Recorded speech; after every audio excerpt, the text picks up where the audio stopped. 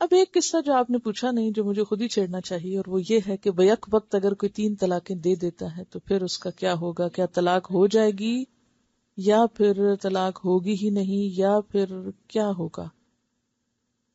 تو پہلی بات تو یہ ہے کہ یہ خلاف سنت ہے، یہ طریقہ دین کے خلاف ہے، حرام ہے. اور حضرت عمر رضی اللہ تعالی عنہ اس شخص کو کوڑے لگا کے اس کی پیٹھ زخمی کرتے تھے جو ایک وقت میں 3 طلاقیں دیتا تھا. اب آپ دیکھیے کہ ایک طریقہ آپ نے قرآن میں پڑھ لیا کہ طلاق و مرتان، کہ طلاق کا طریقہ یہ ہے، سنت سے آپ کو پتہ چل گیا کہ کس وقت کس حالت میں طلاق دی جائے گی. لیکن جب لوگ کسی بھی حق کو مس یوز کرتے ہیں یا کسی بھی اختیار کو غلط طریقے سے استعمال کرتے ہیں تو ایسی صورت میں پھر اس کی تھوڑی سی اس پر تحقیق یا اس کے بارے میں جاننا ضروری ہے. تو پہلی بات یہ کہ ایک ہی وقت میں 3 دفعہ طلاق بولنا جو ہے یہ خلاف سنت ہے. یہ جو کہا گیا نا کہ طلاق مرتان، تو یہ نہیں کہا گیا طلاق طلقتان. طلقتان کا کیا مطلب ہے؟ 2 طلاقیں یا 3 طلاقیں. اب اگر یہ کہا بھی جائے کہ ایک وقت میں 2 طلاقیں تو پھر 2 دفعہ بولے نا، 3 بولنے کی کیا ضرورت ہے؟ تو 3 شاید اس لیے بولتے ہیں کہ پھر اس کے بعد اب بسانا نہیں. تو پہلی بات تو یہ ہے کہ اگر ایک ہی دفعہ میں 3 دی ہوئی 3 ہوتی تو پھر یہ ساری آیات اور یہ سارا طریقہ جو ہمیں بتایا گیا اور یہ ساری حکمت کہ کیوں وقفے سے اور کیوں عدت کے 3 مہینے اور کیوں رجوع کی اجازت اور رخصت، یہ سب تو پھر ختم ہی ہو کے رہ جاتا ہے. اس کی تو ضرورت ہی نہیں. پھر اس آیت کو پڑھنے کی کیا ضرورت ہے اگر ایک ہی جھٹکے میں عورت کو، آپ دیکھیے کہ مرغی کو بھی ذبح کرنا ہو نا تو ایک جھٹکے سے ذبح کرنا منع ہے. تو کہا یہ کہ زندگی بھر کے تعلق کو ایک ہی جھٹکے میں اور ایک ہی جگہ بیٹھ کے 3 دفعہ کہہ کے تو ہمیشہ کے لیے گھر الگ کر لیا جائے، یہ ایک انتہائی ناپسندیدہ صورت ہے. اب یہ بات پھر کہاں سے آئی کہ جو چاروں امام کہتے ہیں کہ اگر کسی نے ایک ہی وقت میں 3 طلاقیں دے دی تو 3 ہو گئیں؟ یہ بات کہاں سے شروع ہوئی اور کیا اس کی حقیقت ہے؟ اس کے بارے میں مسلم میں روایت ہے. حضرت عبداللہ بن عباس فرماتے ہیں نبی اکرم صلی اللہ علیہ وسلم کے زمانے میں، حضرت ابوبکر صدیق کے زمانے خلافت میں، حضرت عمر فاروق کے زمانے خلافت میں 2 سال تک بیک وقت دی گئی 3 طلاقیں ایک شمار کی جاتی. حضرت عمر بن خطاب نے کہا جس چیز میں لوگوں کو سوچنے سمجھنے کی مہلت دی گئی تھی لوگوں نے اس بارے میں جلد بازی سے کام لینا شروع کر دیا جو خلاف سنت ہے، لہذا آئندہ ہم بیک وقت دی گئی 3 طلاقوں کو 3 ہی نافذ کر دیں گے. تو انہوں نے ایک آرڈیننس کے ذریعے اب اس شخص کی بھی جو ایک ہی وقت میں 3 دفعہ بولتا تھا اس کو 3 ہی شمار کرنا شروع کر دیا. اور اس کے بعد حضرت عمر نے اپنا فیصلہ نافذ کر دیا اور لوگوں نے اس پر ریئیکٹ نہیں کیا. تو وہ اس وجہ سے تھا کہ یعنی اس رجحان کو روکنا مقصود تھا کہ لوگ ڈریں اور لوگ آئندہ یہ غلط طریقہ اختیار نہ کریں. لیکن یہ ایک وقتی ضرورت کے تحت تھا، نہ کہ ہمیشہ کے لیے ایک قانون بنائے جانے کے لیے. اور اس میں علماء کا اختلاف ہے. بعض یہ کہتے ہیں کہ اگر شوہر نے بالکل الگ کرنے کی نیت سے ایسا کیا ہے تو پھر وہ واقع بھی ہو جائے گی، یعنی اس میں پھر شوہر کی نیت کا دخل ہوگا. اور بعض یہ کہتے ہیں کہ نہیں، جس طرح نبی صلی اللہ علیہ وسلم کے زمانے میں، حضرت ابوبکر کے زمانے میں 3 کو ایک شمار کیا جاتا تھا، اس لیے اگر کوئی ایک دفعہ میں 3 کیا 1000 دفعہ بھی بولے تو 1 طلاق شمار ہوگی، کیونکہ وہ ایک بار ہے. طلاق مرتن کا کیا مطلب ہوتا ہے؟ ایک بار. اور مرتان 2 بار، 2 دفعہ لفظ بولنا نہیں بلکہ 2 الگ الگ مواقع پر دینا اور پھر بائن کے لیے تیسرے الگ موقع پر طلاق دینا.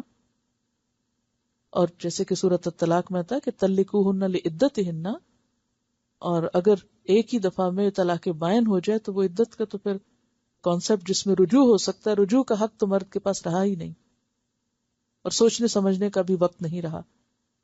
اور خاندانی نظام جو ہے وہ اتنی معمولی سی چیز نہیں ہے کہ جس کو انسان ایک ہی جھٹکے سے ختم کر دے اور بچوں کا مستقبل اور سب چیزیں داؤ پہ لگا دے. اور پھر لوگوں نے اس کا حل کیا تلاش کیا؟ اس خرابی کے بعد ایک اور خرابی شروع ہوئی کہ حلالہ کرانا شروع کر دیا. اور اس میں آپ نے دیکھا کہ ایک عورت کے اوپر پہلا صدمہ طلاق کا اور دوسرا صدمہ ایک اور اجنبی شخص کے پاس جا کے رہنے کا اور پھر اس سے دوبارہ طلاق لینے کا اور پھر واپس اس گھر اس کے ساتھ، تو یہ کس قدر ذہنی اور عملی پریشانی کا سبب بنتا ہے. تو اس لیے یہ مسئلہ اختلافی مسائل میں سے ہے، اور اس میں جو قرآن کا طریقہ ہے، جو سنت کا، وہ میں نے آپ کے سامنے رکھ دیا ہے کہ اصل طریقہ کیا ہے، اور لوگوں نے اس کو کس طرح مس یوز کیا وہ بھی میں نے آپ کو بتا دیا. اور اس میں علماء کا اختلاف کیا ہے. یہ اختلاف ہے کہ اگر کوئی یہ نیت رکھ کے دیتا ہے تو پھر اس مرد ہی کے اوپر ہے کہ اس نے کیا سوچ کے دیا تھا، ہمیشہ کے لیے الگ کرنے کا یا غصے میں محض ایسا کیا اور ایک ہی مراد اس کی تھی دینا. تو پھر چونکہ یہ قانونی معاملہ ہے پھر یہ کسی قاضی کے سامنے جائے گا، اس لیے اس حکم کو پڑھ کر آپ فتویٰ دینے کے قابل نہیں ہوئے. یعنی ان آیات کو پڑھنے کے بعد آپ کو مفتی کا سرٹیفکیٹ نہیں دیا جا رہا کہ آپ اٹھ کر فیصلہ کرنا شروع کر دیں. ٹھیک ہے. میں ذاتی طور پر یہ سوچتی ہوں، یعنی احادیث تو جتنی تقریباً تھی وہ میں نے آپ کے سامنے رکھ دی ہیں، جو میجورٹی تھی، کہ شاید کوئی اکا دکا مس ہوئی ہو، لیکن لوگوں کی جو رائے اور بحث ہے وہ کافی طویل ہے اس معاملے میں. ذاتی طور پر میں یہ سمجھتی ہوں کہ دین جو ہے وہ بہت واضح اور کلیئر دین ہے. آیات پورا مقصد بتا رہی کہ طلاق کا پروسیجر کیا ہے. نبی صلی اللہ علیہ وسلم کی سنت سے صحیح طور پہ پتہ چلتا ہے. اگر اس طریقے کو فالو کیا جائے حضرت عمر کی سنت کو چھوڑ کر، تو اسی میں بھلائی، اسی میں وہ مقصد پورا ہوتا ہے کہ جو رخصت رکھی گئی اور جس طرح اسلام چاہتا ہے خاندانی نظام کو بنانے میں سنجیدگی، وہ اسی طریقے اور پروسیجر پہ پوری ہوتی. تو اس میں آپ مختلف کتابیں پڑھ سکتے ہیں اگر آپ مزید اس معاملے میں جاننا چاہتے ہیں. اس میں مزید اتنی ڈیٹیل میں جانے کی دو لوگوں کو ضرورت ہو سکتی. نمبر ایک، جس کو خدا نخواستہ ایسے کسی معاملے سے واسطہ پیش آئے. نمبر دو، جو مفتی یا قاضی بننا چاہے. اس نے خدا کو جواب دینا ہے، لہذا پورے شرع صدر کے لیے ساری بات کو پڑھے. لیکن عامت الناس کے لیے اتنا ہی کافی ہے جو آپ کو بتا دیا گیا کہ اصل چیز ہے کیا، اصل حقیقت کیا ہے اس معاملے میں. اب دیکھیے کہ تقریباً 7 اسلامی ملک ہیں جس میں یہ قانون باقاعدہ نافذ ہے کہ اگر کوئی شخص ایک ہی وقت میں 3 طلاقیں دے گا تو اس کی طلاق جو ہے وہ کنسیڈر نہیں ہوگی، اس کو ایک ہی شمار کیا جائے گا. میں آپ کو ملکوں کے نام بھی بتا دیتی ہوں. 7 اسلامی ممالک جن میں مصر، سوڈان، اردن، مراکش، عراق، شام اور پاکستان شامل ہیں. ایک مجلس کی 3 طلاقوں کو ایک ہی طلاق شمار کرنے کا قانون نافذ ہے، یعنی قانون موجود ہے. بعض اہل علم کے نزدیک بیک وقت دی گئی 3 طلاقیں 3 ہی شمار ہوتی ہیں، لیکن بات یہ ہے کہ نبی صلی اللہ علیہ وسلم کے زمانے میں 3 کو کیا شمار کیا گیا؟ 1 شمار کیا گیا. آپ کے مقابلے میں حضرت عمر کا اجتہاد ایک وقتی ضرورت تو پوری کرتا ہے مگر آپ کے قانون کی جگہ نہیں لے سکتا. پھر اسی طرح یہ ہے کہ امام مسلم کی صحیح روایت میں وہ حدیث جو میں نے ابھی آپ کے سامنے پڑھی کہ آپ صلی اللہ علیہ وسلم کے زمانے میں، پھر حضرت ابوبکر کے زمانے میں اور عمر رضی اللہ تعالیٰ عنہ کے بھی ابتدائی 2 سالوں میں یہی قانون نافذ تھا.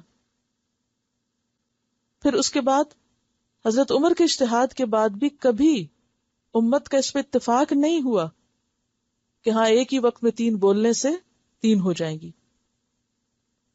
پھر اسی طرح یہ جو حضرت عمر نے آرڈیننس نافذ کیا تھا وہ لوگوں کو ایک خرابی سے روکنے کے لیے کہ اگر تم نے ایسا کیا تو بطور سزا تم پر نافذ ہو جائے گا. لیکن وہ ایک وقتی ضرورت تھی، وہ ایک مستقل قرآنی حکم اور ایک سنت کی جگہ نہیں لے سکتی. بہرحال باقی مذاہب ہیں ان کے اندر یہ چیز موجود ہے کہ وہ اس کو ایک ہی شمار کرتے ہیں، لیکن اگر دونوں طرح کے دلائل کو آپ سامنے رکھ کر دیکھیں، جو چیز کلک کرتی ہے وہ یہی ہے کہ نمبر 1، اسلام میں جو مقصد ہے شادی کا اس کے قریب تر کیا بات ہے، عورت کے حقوق کی ادائیگی یا ایک گھر کو بچانے کے لیے کیا چیز درست ہے.